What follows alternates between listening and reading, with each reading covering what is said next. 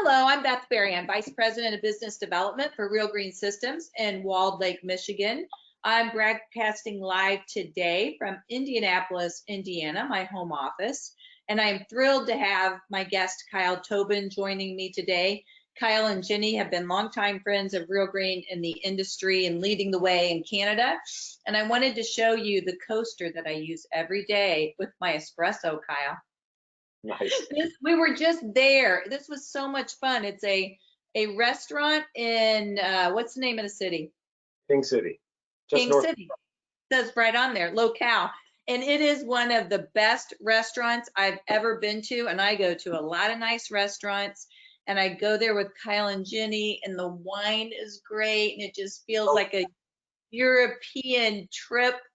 So I'm glad to have you here. If you'll give us an introduction and a brief background on you and Lawnsavers, that'd be terrific. So my name's Kyle Tobin. I'm from Canada, and so I've been in business 30 years. This is supposed to be our 30th year celebrations. Go big, go hard in our 30th year, obviously tempered by what's happening globally in terms of COVID and how it's affecting every business. So this is not a franchise. We started Lawnsavers back when I was 16 years old and have been through everything from landscape maintenance through design build, from large projects, large residential projects, small projects, irrigation, tree pruning, the whole gamut. I've been in all of it, but in the recent years, narrowed it down to anything that's a repeat business, subscription-based lawn care and pest control. So what did you start? What was the first vertical 30 years ago? Believe it or not, the Lifesaver that you see on my shirt here was because I was called Starving Students when I was 16. I was inspired by those rock videos. And really? Rock videos where the guy's out cleaning the pool. I thought with this Lifesaver, I could clean pools, make some money. I was in a rock band at the time. I had long hair and thought that was where it was going to be.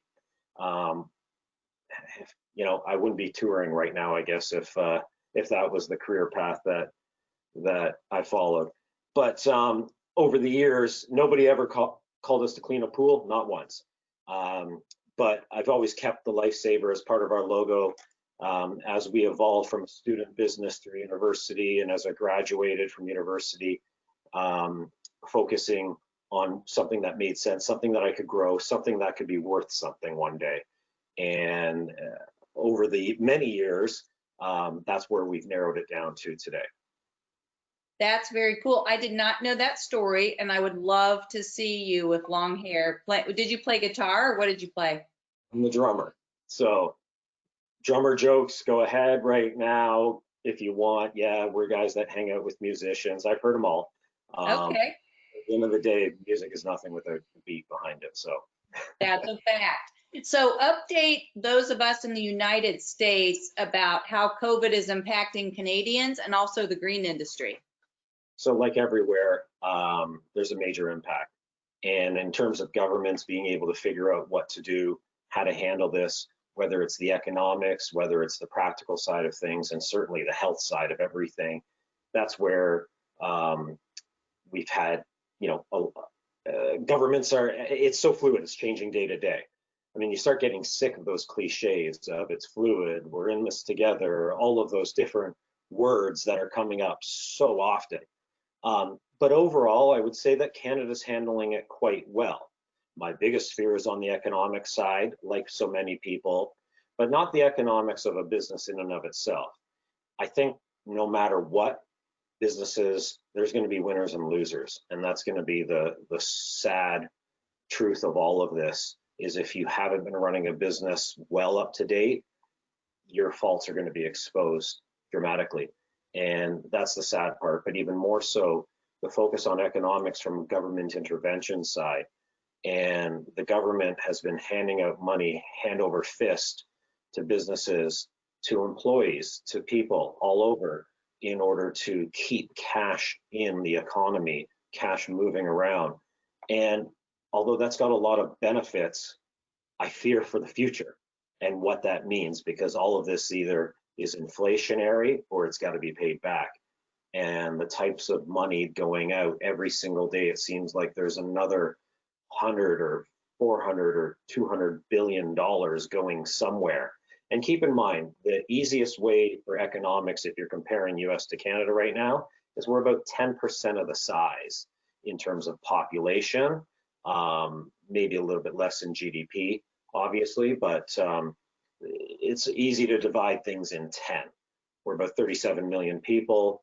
The state's 360, 370 million. So if you look at it that way, we're just over a much larger area. So I'm based right near Toronto, north of Toronto. I'm just a suburb of Toronto. So those types of, so this is, it's close to 9 million people that are in the greater Toronto area. So this is a tight area. Not as big as New York, obviously, or as tight as New York, but people are surprised when they understand how big of a city Toronto is and its surrounding areas. But then you've got other places like Vancouver and Montreal. Things are very spread out, but then big cities in and of themselves across our country. All right, so that's interesting about the amount of money that's being infused into the Canadian economy, similar to the US. And my biggest concern with the way in which the US is distributing the funds, we were very fast to shore up payroll protection programs, which is fabulous for those that are impacted. But even the stimulus checks that were sent out almost to everyone. There were top ends where folks didn't get checks. But for instance, my son, one son's a firefighter. My other son is in the trucking industry, in logistics. They are in industries that are only being impacted from the standpoint of they're making more money and working more hours than they've ever worked before. And yet they got the checks and they're like, Mom, why did we get the checks? And so I've seen friends of ours who have struggling businesses or struggling personally, and I'm glad they got them. It just seems like this shotgun approach to start spewing out money that, to your point, has to be paid back, accounted for in some way is disconcerting as an American. Do you feel like you're doing a better job from a Canadian standpoint at identifying truly those who need? I think from what I've read that we're probably doing it a little bit better, but I don't think any time that a government's giving out money that isn't really theirs, or it's being printed, or it's taxpayer money, I don't think anybody's going to do a great job of that from a government standpoint. However, what I do understand is that the money is getting out to people very fast. There's no caps. I think that one of the things I've read about, and you can correct me if I'm wrong, is that there's limits to the amount of stimulus in certain sectors that may just not get out to the most vulnerable or the poorest people, things like that. We have employment insurance programs as well, but then we have a product called CERB, CERB, where people are getting up to $2,000 a month, or they are getting $2,000 a month immediately with a simple application process. And that's gone out to millions of people. The problem is, and that takes them off of waiting to get on employment insurance and things like that. So it's meant to be quick stopgap measures that can have, I think, a 12-week limit. It could be 8 weeks, but it's a 12-week limit at this point. But the problem is that's getting $2,000 into people's hands. We have, like you, weak employment numbers, obviously, where so many people are either laid off or furloughed or just out of work altogether. Promise those people aren't applying for jobs as fast as we really expected. And we're in that unique and admirable position of being able to hire people. If we can work, we need people. And, you know, as we were hoping to maybe upgrade, and we are able to upgrade with some people right now, I think there's also a lot of people that are using this as an opportunity to maybe take a break and stay home, and I've still got cash and I'm not spending much. I mean, obviously fuel prices are so low right now, they're practically paying you to take oil, and you know, and you're not spending money on transit or vehicles and things like that as well right now. So apart from toilet paper and food, which seems to be, is toilet paper a huge thing there too, where people We have no idea why. Now in Indianapolis, if you need any, I'm sitting on Fort Knox, I can get it to you. But yeah, it's a weird thing. One of the aspects of the money that's being infused that's concerning for the green industry is that most North American companies do a seasonal layoff, unless you're in Florida or some of the southern border states. And so those employees were just now coming back off of their scheduled seasonal unemployment, getting back into the workplace.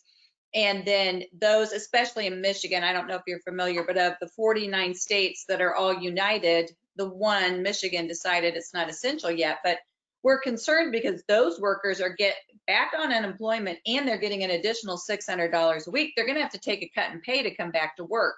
That's dangerous.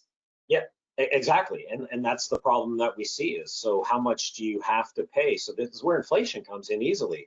Say you were paying a guy $15 an hour, that works out to about 600 bucks a week. And they can get the equivalent of, say, $10 an hour by staying home. What is it? What's that gap in between? Where's the delta of what's going to change to get somebody back to work where they have to be tired and actually do it? But you know what? We're trying to stay positive through this whole thing. I mean, we've reset our goals, and our goals are not necessarily monetary or retention at this point.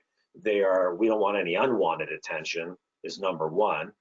We don't want to be hoisted out there as somebody that's doing something unsafely or incorrectly. You don't want to draw attention. I mean, there's people that have been price gouging, things like that.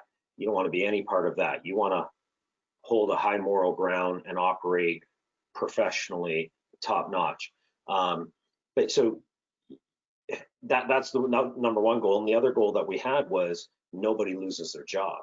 And that's what we wanted to make sure we do. So we've been taking a lot of risks as an employer to keep people employed. But then the issue becomes, some people may not want it. And so really what it comes down to is still trying to remain positive through it.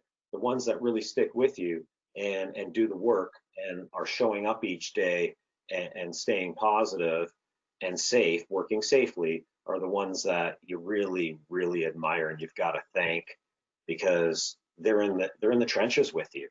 And that's the most important part. And it really gets you right there to see these people coming in, because they've got families too. They're worried too.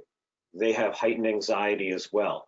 Everybody has all of these concerns and questions. The news media is just coming at you nonstop with things that some's true, some isn't true, some is meant to just blow it up and make you scared. And I mean, anybody's a journalist these days, right? And the questions they ask sometimes are just ridiculous. Yeah. I like to stick to facts and science. I've learned that over the years fighting pesticide bylaws, et cetera. I want to stick to what we know versus making assumptions. We know already that assumptions change dramatically, so anyways, just to reiterate, it's good to hear, it's good to see and witness the people that are really working hard. And I think that's going to be a great interview question down the road is, what did you do during the COVID crisis? I love that. But to that point, and to also reference the amount of money that the government is throwing at citizens, I live in Indianapolis, Indiana. Eli Lilly is based here, and we have made dramatic strides in testing and also some potentially new prescriptive medicines to treat the disease. But this is not an event. And it's going to become a lifestyle, don't you think? It's from what I know, and also not a scientist and avoid mainstream media, we're not going to eradicate it anytime soon. And the long-term economic consequences are certainly ahead of us. And you're one of the few people who have acknowledged and mentioned that. But it is not an event, but a lifestyle. Absolutely. And it's predicting exactly how that'll play out that is really, really difficult. And it changes on a day-to-day basis. I funny enough, I'll even sit around and ask my kids what they think. I've got a 16, newly 12-year-old yesterday and 13-year-old. She's 12 under, her birthday's Earth Day, so happy birthday to my little. That's the youngest now, Beth. So when you look at that, you wonder, first of all, what it's like for school. So we talk about lifestyle. What's it like for school? Are they even going back? Here we go back in September. Will they be back in September? Will there be a difference? It was funny. We had a teacher strike for quite a while. Felt like a couple of months before this all hit the fan. And it's funny how quickly they settled in the middle of it. And one of the biggest parts was our provinces were mandating them to at least have, I think it was a half an hour of instruction online, e-learning, as part of the curriculum. And it's funny, they were fighting that tooth and nail.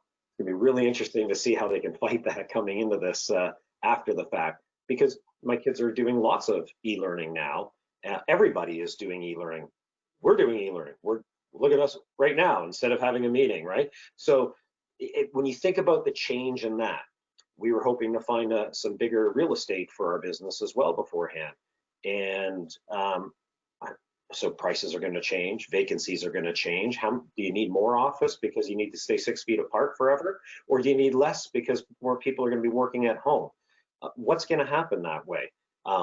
Oil prices, when you think about how this has changed dramatically in terms of travel. I mean, I haven't been in a traffic jam in a long time, and there's a lot of traffic around Toronto.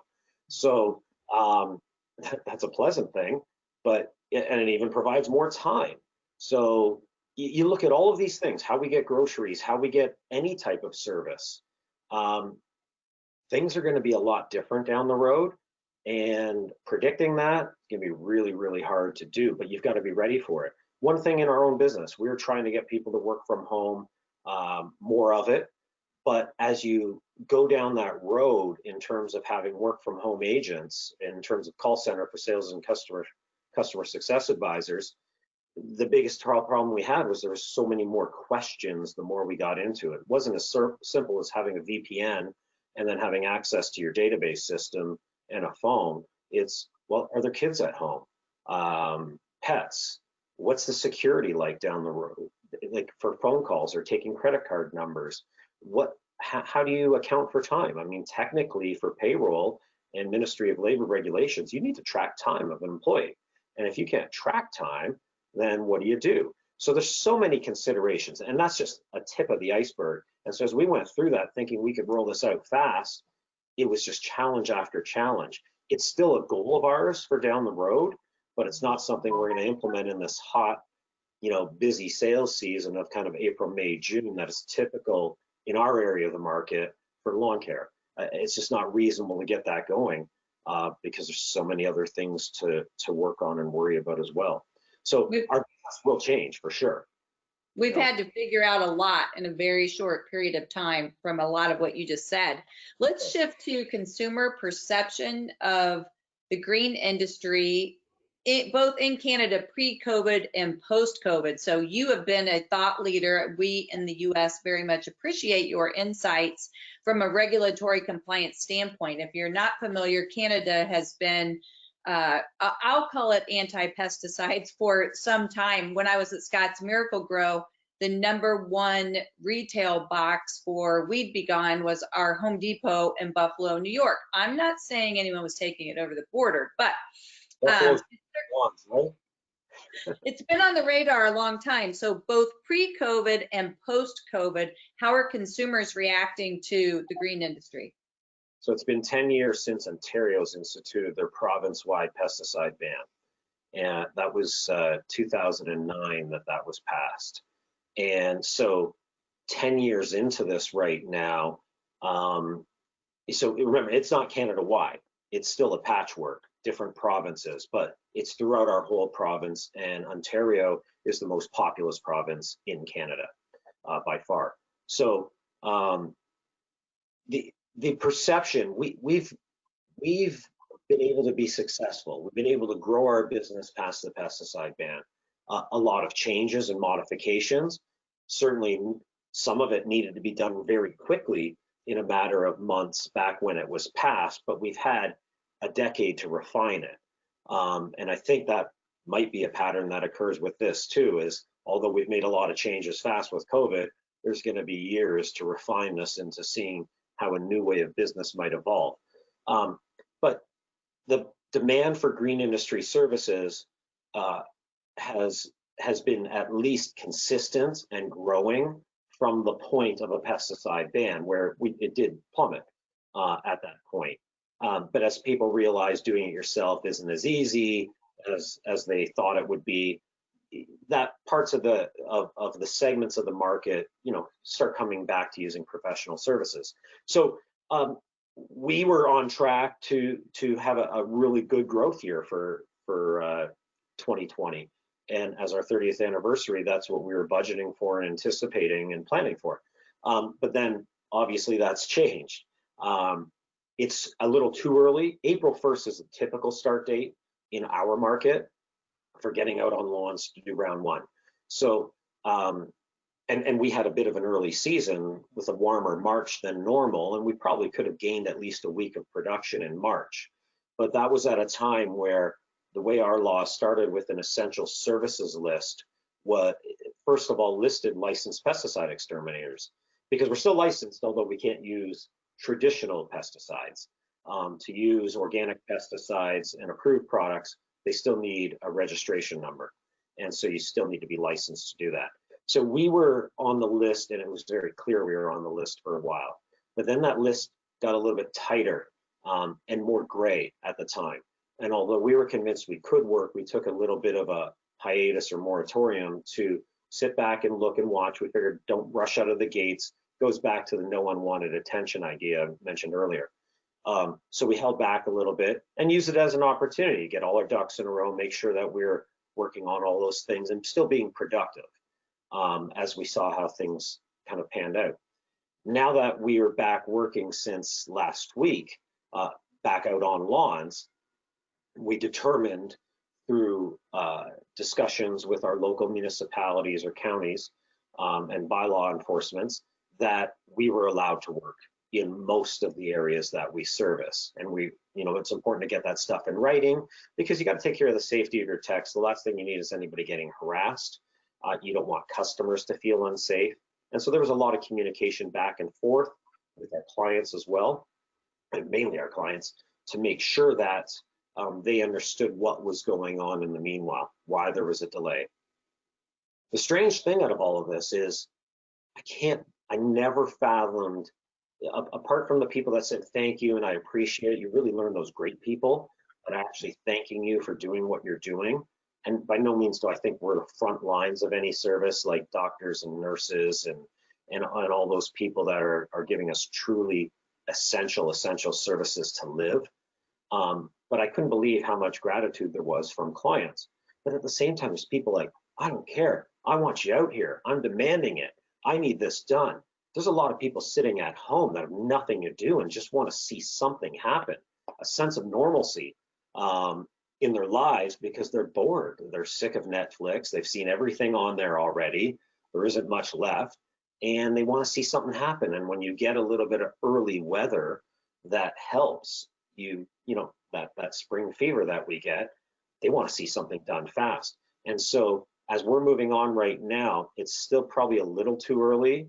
As you do round one, you kind of shake the trees to see those that forgot that they were on auto renew. So those are coming in, and we're always sensitive to those every year.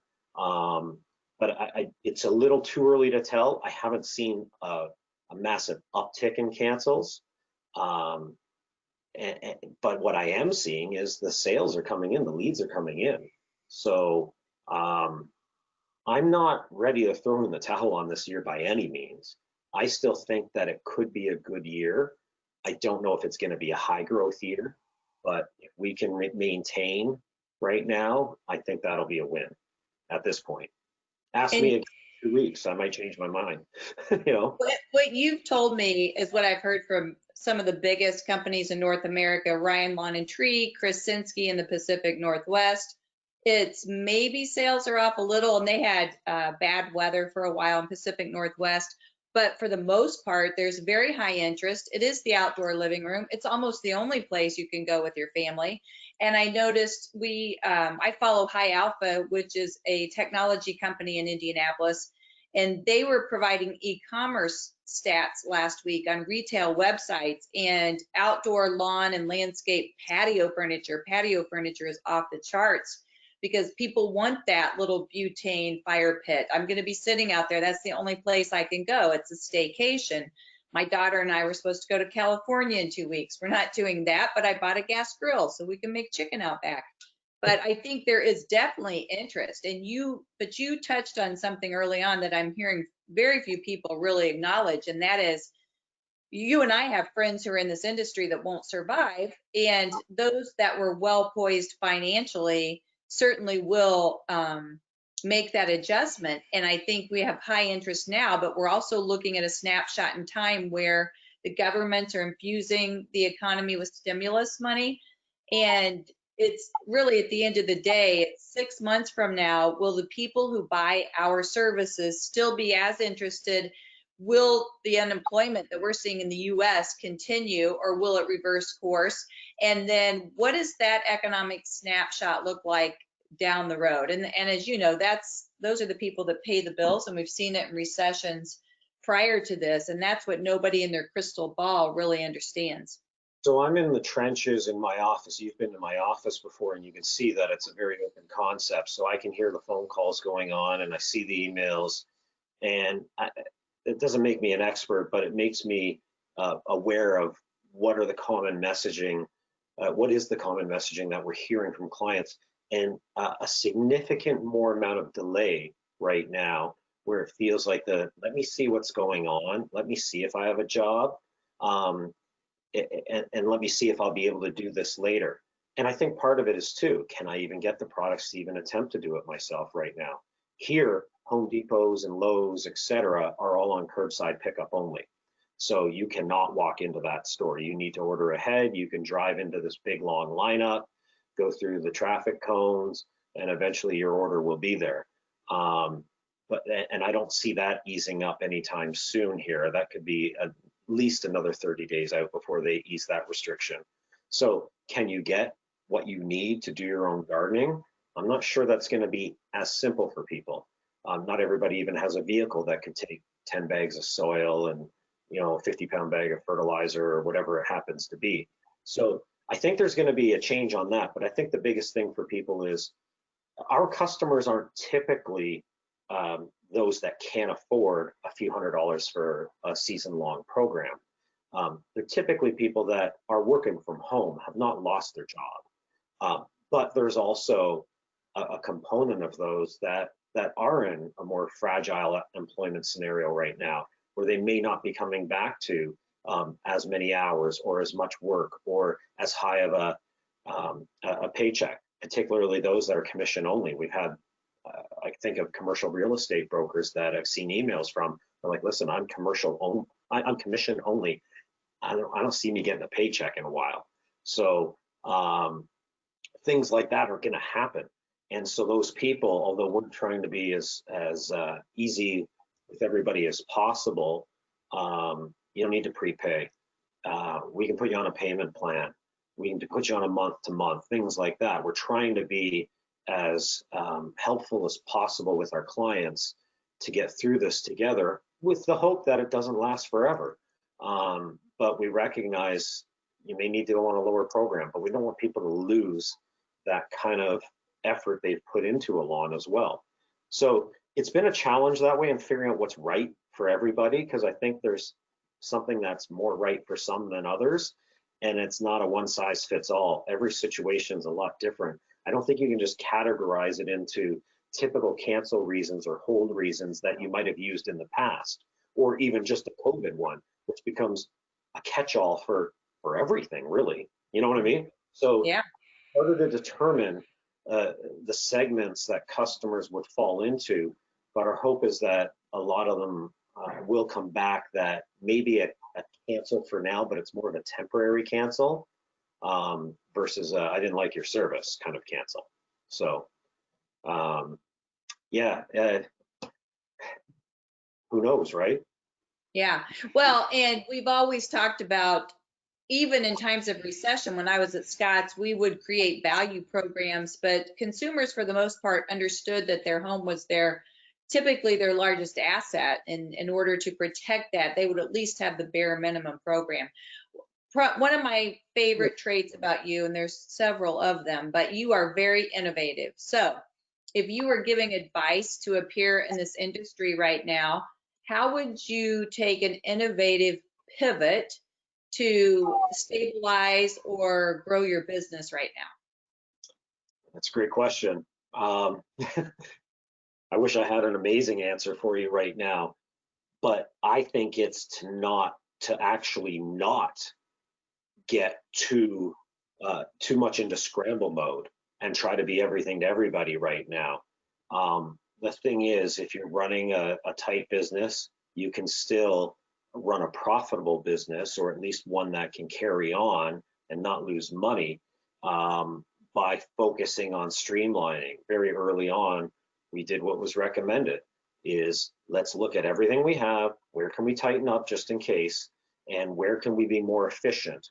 How do we do all of this in a way that takes care of our employees and then takes care of our customers? But I think one of the biggest parts is not running off to every other little thing. I know that a lot of people are wanting to add disinfectant services nonstop. But so weigh disinfectant services versus letting people know more about your tick control, for example, or mosquito control, because still people don't know that that service exists in a lot of markets. It's something that you think you advertise well, but do they really know about it? For me, I think 20% of our customers might even know that we offer mosquito and tick. And that's just me being realistic Right. about. So I'd rather work on letting the other 80% know about something we can do efficiently for them while we're there on another lawn service, or versus, and we may still go the disinfectant route too, like where we go into homes and offices, but that's got huge challenges in terms of time and effort to perfect that. And there are companies and competitors already doing that. So it's really seeing where we can be of value that way to our customers. But I'd rather focus more on the customer service and retaining the clients we do have and keeping them really, really happy, making them say wow, so that they truly appreciate it. And I'm looking to retention down the road, right? I want to retain every single customer we do have the privilege of serving this year. So how many domains do you own now? My wife might watch this. At least 600, I would say. I thought about you last week. I'll send you the ones I ended up buying just on a whim because I thought it would be fun. I have not spent more money on this because in our budgeting conversation, she was the first to say, well, I know where we can save some money. How about we get rid of a bunch of these domains? And I was like, that's untouchable, but I'm not buying any more right now because I'm really hoping that COVID doesn't become something that lasts forever. So I haven't chased new domains on that, but in terms of Christmas lawn and pest control, I've got a lot of them. So. You own most of Canada. I know that. So I think that the period in which we are all living right now and emerging as business people will be a reference point down the line for looking back to how we did really hard things. In the last 30 years, other than this event, what was the most difficult period of time for Lawnsavers and how did you manage through that? Well, no doubt it was the last crisis 10 years ago when it came down to pesticide bans in our market. It had started over a few years preceding the Ontario-wide provincial ban, but we were fighting in municipalities all over the place. And I had very young kids then, and it was like, do I want to be in this business if this is what's happening? And I'm sure, no doubt, those questions go through people's minds right now: is this worth it? I mean, I think there's an annual occurrence in everybody's mind in this industry and seasonal businesses where it's like, oh God, why do I do this every year? And should I change? But, and certainly COVID's probably going to exacerbate that for people. But back then, it was municipality by municipality. It just felt like the dominoes were falling. And we stuck through it. We fought, we innovated, and we said there's got to be a way to survive through this. And we kept going. And when it was the provincial ban, it was actually better because it took 6 or 7 really fractured bands that one side of the street was one thing and another side was another, and it kind of made them more cohesive. So at least we had a set of rules we could understand it. We could understand and then follow. So we got through that, and then it was difficult. There wasn't any real organic products at the time that had any kind of market testing to really perform or provide a promise to somebody. So we changed our programs over the years. We made a lot of enhancements and differences to where we are today. And I'm satisfied that when we partner with a client, we can give them a really nice green, thick, and healthy lawn. It may not be 100% weed free, but was it really with chemicals anyways? I don't think so. But that was the hardest time. And I'll never forget the day that they passed the ban in the city of Toronto was a day that I just wasn't sure if this was what I wanted to do anymore. And is it even worth it? And I remember last minute, my dad was traveling for business over to France, and he said, well, if you can get over here, you can be part of the trip. I'm going to see a fair amount of places in Europe. I booked a ticket with points. I said, I'm out of here. And it was funny. There's always a good side to every story. And I like to be an optimist. I had said I think my sister was working with me at the time as well. And then some others in the office. And I said, guys, I'm going to be away for 10 days. I need you to handle things. Holy crap. Everybody always challenges you to really trust your staff to see if they'll step up. They stepped up. I thought I'd have emails and calls all day long while I was away, and there was practically none. I thought the place must have blown up. And it was really that they just all stepped up and did a great job. And then I came back renewed and invigorated and energized. And we really took the business to the next level at that time. And I think that this is the same sort of thing. This too will pass, as they say. And eventually there will be a vaccine. Eventually this will be under some control. I think it's a lot longer than a lot of people think. I mean, I do notice a difference. You asked earlier. The biggest difference I see is I think we do take it more seriously here in Canada. There's people that are up in arms and more about their liberties, and I get that. As a political science major, I get it. We're moving a little too far socialist here right now for my liking, but at the same time, if we don't take it seriously, this will be a second and a third wave, and it's going to go on and on and on, and we're going to pay the price and have damage that won't be easily repairable. So, do what we have to do right now to really buckle down and get through this, to really just keep forging ahead, and then just set yourself up for success for the future. We're still looking. We're not operating like we're going out of business, not even close. We're operating like we're about to grow huge. And whenever that happens, and I don't know when that's going to happen, but when it does, we're going to have all our ducks in a row of things that, we'll wish we did before when we had time, or when we weren't as energized or as motivated from fear, whatever it happens to be that's motivating people right now. Whatever it is, use that as motivation to do something productive for your business. And that's where we're going right now with everything. So I just I think it's going to be some time, but we'll get through it. You said that Canadians are taking it seriously, and I would say there's a mixed bag in the United States. You have people like my son who hasn't started their car in 6 weeks. He can work from home. I've dropped him off things to, you have protests where folks are shoulder to shoulder at the State House saying, hell no, we won't go. But you know who needs to solve this in Canada? You know who you need to put in charge of solving this, don't you? You know what I'm going to say. Wayne Gretzky? I don't know. Border Patrol. Your Border Patrol is second to none. Oh, yes. Yeah, if they don't let Beth in. But I don't really know your history. I've never done a background check. So there could be more to the story there. But yeah, you're right. I think those are some of the things that never really happen. You can tell the Border Control story another time, I guess, for people. but Beth has a hard Yeah, time getting. I do. I have a tough time getting into Canada for whatever reason, but I'm a joker. You and I like to cut up, and I'm a hugger, and times like this are killing me. I can hug my dog, and that's about it. And really, nobody wants to hear your jokes right now, Kyle, so we'll have to cut up and talk about Border Patrol. Yeah. I can't even bring my dog to the office right now. We love bringing our dogs to the office, but the fact of the matter is, safety-wise, if we're going to practice what we preach, you can't have a dog that everybody's touching and petting going around from person to person to person. So it's kind of sad that way, because our two dogs are on our website. I mean, they're employees as far as I'm concerned, because they keep tensions down, their anxiety control. There are all sorts of great things at our office, but they can't even come in.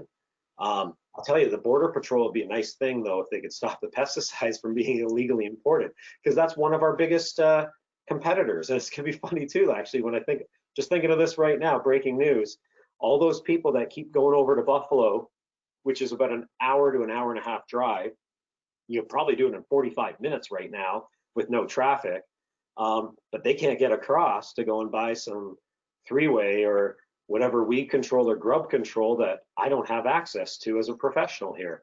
So problem is, though, I have a feeling people have jugs and jugs in their garages right now, but that might run out at some point, and they might have to use us instead. So are you saying the border is closed to the US? yeah, I think it's only essential travel right now is what's allowed. So truck drivers, and that's about it. It's a highly limited amount of people, and they just extended that about a week ago for like another 3 to 4 weeks, where you can't just go across the border because you have family there or anything else. It has to be essential travel. So, And is that the Canadians or the Americans or both? believe it or not, it was both. I know they both agreed at first to shut down the border right when it was brought up. I think Trump was trying to get it open again, but I know we weren't planning on doing that, because that's the biggest issue right now, is then you're stuck with whatever other people are doing. I mean, I think any government right now, Canadian, US, or wherever, in hindsight, would wish that they shut down airline travel from infected places and all of that movement much earlier, because that would have stemmed the tide to some degree. I don't think anybody can calculate exactly how much, but that's how this moves around. And that's the only way this moves around, is from people moving it around. Yeah. So two more questions for you. One, you said you were going to pretty much stay the course in terms of your offering and maximize maybe under penetration of verticals like mosquito and tick. Do you see any other ways to leverage this disruption to grow the business? Is this the time to go to the monthly billing really en masse, because it allows folks their ability to budget better? That was on our radar at any point before that as well. We're gauging it as to how many people really want to do that. So remember, we're in a April to late October kind of business, seasonal business here. So it's a little harder when you get 5 months of nothing happening throughout the season. If we were at 3, it might be a little easier to deal with. But regardless, I'm not going to say no to anything, but we're gauging if that works. So the 12-month subscription or installment plan is something we're looking at, whatever works for people, just to keep the money rolling. We're looking at other services, but again, the same thing right now is just improving our service, I think, is going to give us the biggest dividends down the road. And I think that probably applies to most businesses. If we think we're perfect, go ahead and keep thinking that, until you're in business. I never do. So we got a lot. What is the perception from your employees? I assume you have mostly one employee trucks, and are they confident in their ability to stay safe during the course of their day? Yeah, I think so. We're keeping in very close contact, constant communication. And in fact, we're having some issues with people that say, oh yeah, well, I don't feel well or whatever. And it's funny, those things outside of this situation were probably not as alarming in the past, where somebody might have maybe had too much to drink the night before and they had a headache, which might have been a hangover. But if you're reporting that now, well, then you're onto the symptom list, and we have to determine if you need to take 14 days off and self-isolate. So there's no joking about it anymore. And it kind of sucks that way, because when you're trying to build culture and all those things, there's nothing we can do together. I mean, there's very little we can do. We can't even share food at the office. So there'll be a big party later at some point. But making sure that we're communicating with them regularly, making sure that any type of concern they have is brought forth. I think for the most part, people think we're overkilling it, but I'd rather have that happen than people think that we weren't protecting them. So every day, certainly every week, there's a new improvement we're making to our safety protocols and updating them. I think people are getting a little tired of them to some degree in the office, because we can't let our guard down. We let our guard down and somebody gets sick, that's no good for anybody. And we don't need, you never know how it'll affect somebody. So I think I told you before, back in January, I was pretty sick and I thought it was just a flu. I don't know what it was. I mean, I haven't been tested for antibodies. I don't even know if they can technically do that well. But I wouldn't be surprised if that's what I had way back then. It's crazy, and I don't want anybody to feel like that, because that's the sickest I felt in a long time. So I think our employees know that we've got their back, and that, like, they know if a customer approaches them, it's stand back 10 feet. This is the protocol. If you don't like it, sorry, call the office. It's their protection first. And that their protection is what protects our customers. So I'm more than willing to have that conversation with any customer that has a problem with it. We need to make sure that everybody goes home safely. Larry Ryan said to me, and you touched on this, that actually in Kansas, consumers are glad to see him. They know it's a small, locally owned business. You're part of what should be here during the springtime. And in fact, although you better do a good job from a quality perspective, because everybody's watching you. You don't have to worry about the cameras anymore. You've got live eyes coming through the window. But he said there are far more homeowners than usual stepping out into the porch and waving and saying thank you. Yeah, and through the windows is what I'm hearing feedback on as well. Just wanting that kind of connection with somebody, like, hey, I spoke with somebody. You see it out on the street as well. I can't believe how many people walk now, just trying to get out of their house and standing back, but trying to have some sort of a conversation. I think there's gonna be some good things that come out of this down the road.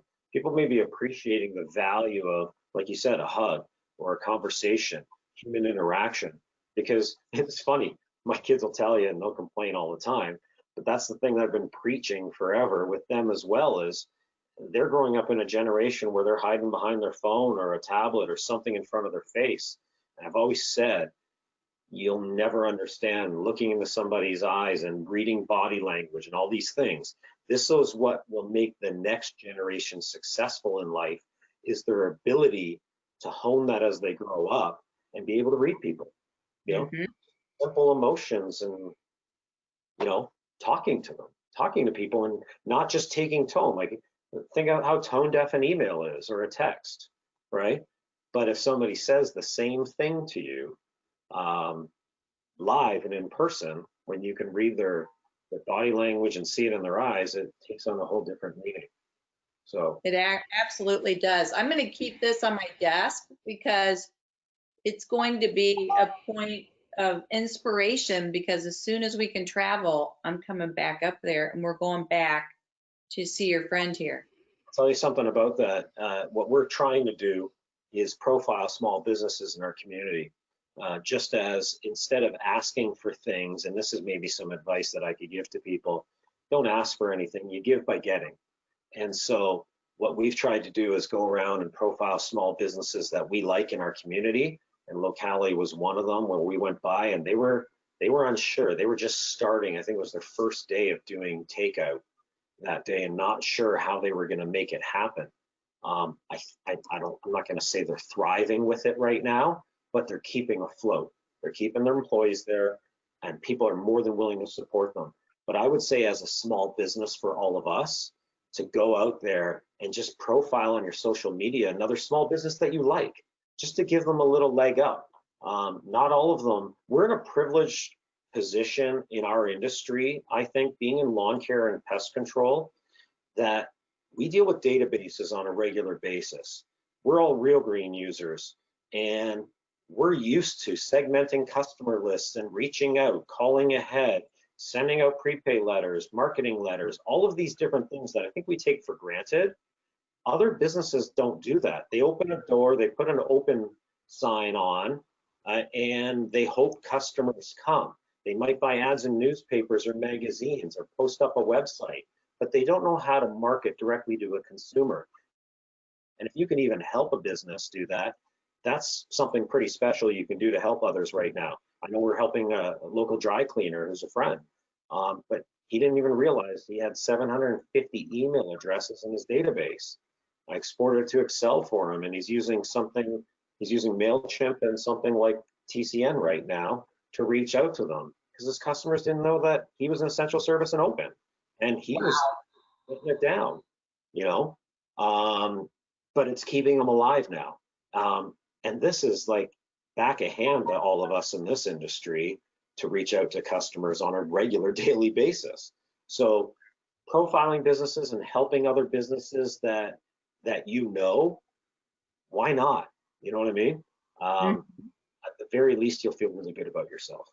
So Absolutely. You always inspire me, even though it's virtually. I'd give anything to be at Locality right now. But the last time we were together was at the Real Green User Conference, and we're walking through the Gaylord, you and your lovely Jenny.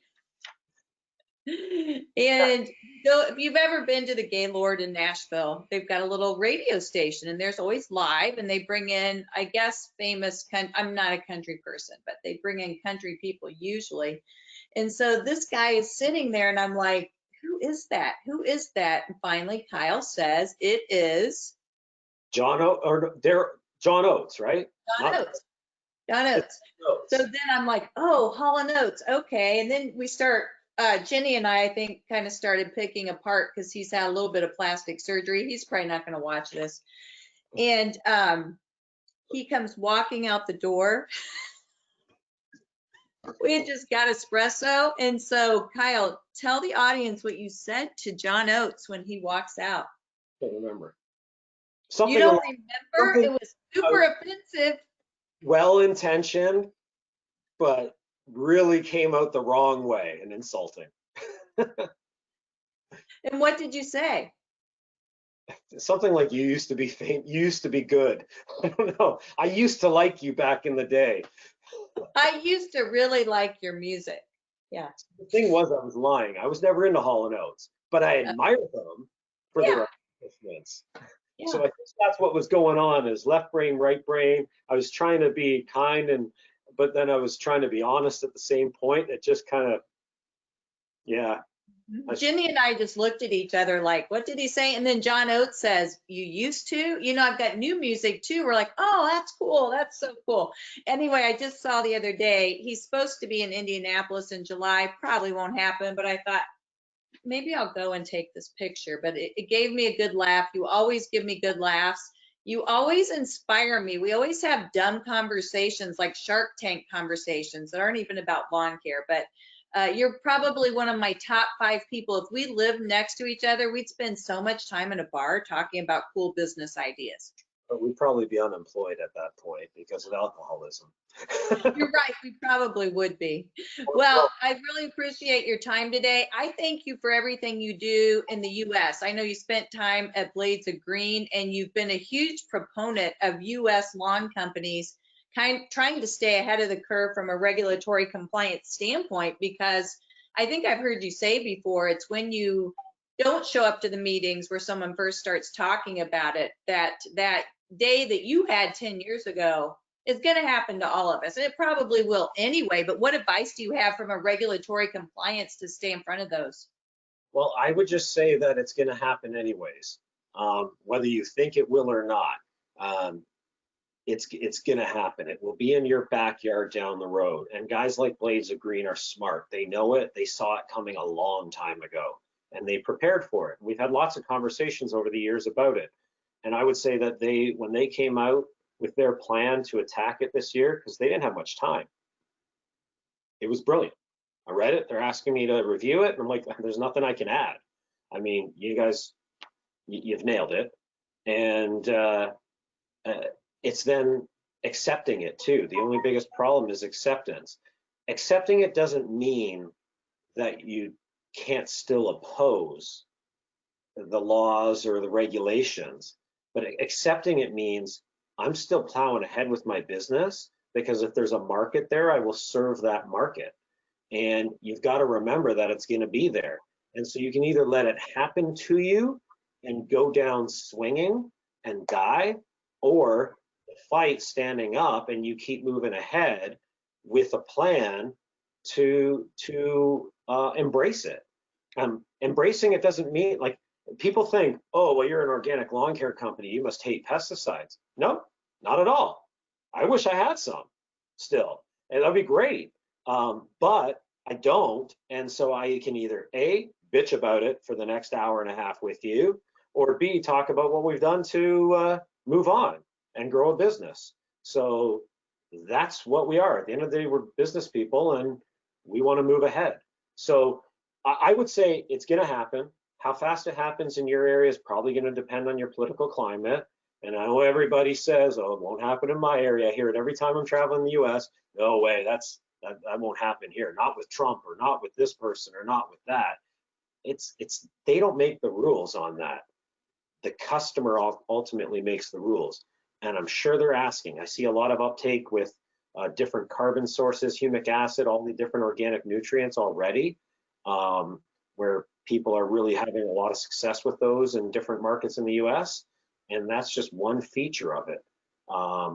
If we do our jobs right and we understand what IPM is and organic lawn care, or just lawn care period, it isn't about all the chemicals we use. It's about the health of the lawn. And that's really what the focus needs to be. So. Interesting. Yeah. Coming to a theater near you, whether you think it is or not. And to your point, it's those soccer moms that are going to drive this. Absolutely. Well, it will be. Funny enough, though, it isn't that simple anymore. It's people you don't even expect that demand it. So it's not just soccer moms. And besides, there's a lot of soccer moms out there. So there are. And I was a soccer mom. That was not a disparaging comment to soccer moms. I was on the board of the soccer moms. So, but yeah, it is a groundswell of in places you wouldn't ordinarily expect. And to your point, based on your tutelage, Brad and his team and Mark were prepared not just to, we'll try to accommodate it, but we're going to embrace it. Here's the brand new brand. Here's the name. Here's the way we're going to package it. And they capitalized on the opportunity. Yeah, and that could have taken them years to figure out if they were just fighting, but by having that embracing mindset, they turned it around quite fast. And I'm sure they're successful with it, because everything they touch, they tend to be pretty successful with. So I just think that everybody needs to kind of learn from that type of thing and just go, okay, yeah, this doesn't have to be scary. We can deal with it and make it a part of our business. The real world rewards resilience. And you, my friend, are resilient. I know you guys are going to weather this storm very well. And give Jenny a hug for me. And as soon as I can make a run for the border, I've got all the proper documentation. I've now been trained. This will be no problem next time. I get to talk to Jen Lemke next week. So we will have another reunion at the schoolhouse when we can get together. Beth, I want to say genuinely thank you for what you're doing now too, because it's changed your business as well. I know this isn't what you normally do, but I bet you people are going to be demanding that this is the new norm. People like us, like to hear from you. I know I appreciate the advice of all the experience that you have in this industry. And for you doing these things, it may not be every day, but even weekly ones, it's nice to hear from you because it's confidence inducing and it allows having those conversations allows us to forge ahead with your experience behind us. And so I just want to applaud you and say thank you for what you're doing, because I know there's got to be a lot of people watching this that are benefiting from it. So, Well, I really appreciate you saying that. And I've heard people say there's this word collage of unprecedented times and all the bullshit words none of us want to hear anymore. But it's easy to feel isolated personally, and the events that you and I would typically get together aren't happening. So I'm glad that virtually we can all stay connected and share best practices. That's one of the best things about this industry, is that we do share, hey, Kyle, this is what's working for me, or how did you handle this problem? So thank you very much for always generously giving of your expertise. thank you too.